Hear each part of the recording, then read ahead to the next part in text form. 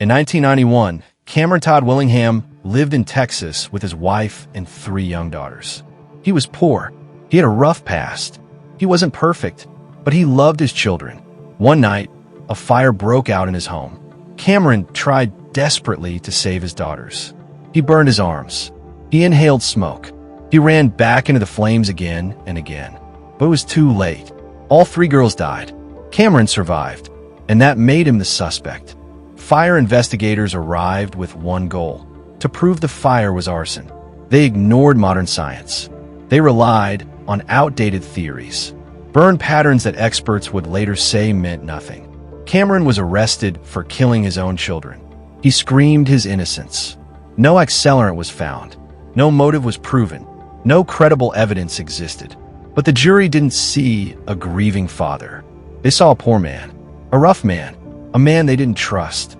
Cameron Todd Willingham was sentenced to death. For 12 years, Cameron sat on death row. During that time, fire science advanced. Independent experts reviewed the case.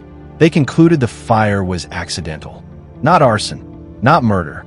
Cameron begged the courts to review the evidence. He wrote letters. He pleaded for tests. He asked for one thing: please check the science. They refused. In 2004, Cameron Todd Willingham was executed by lethal injection. As he lay strapped to the gurney, he maintained his innocence. His final words were calm, resigned, broken. Years later, the truth came out. Multiple independent investigations confirmed it. There was no arson. There was no murder. There was no crime.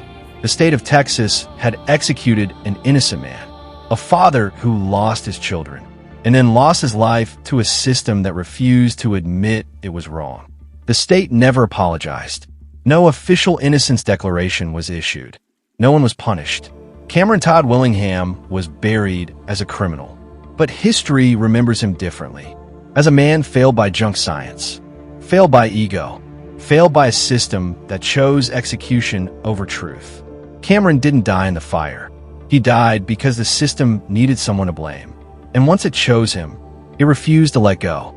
This is not just a story about the death penalty. It is a warning.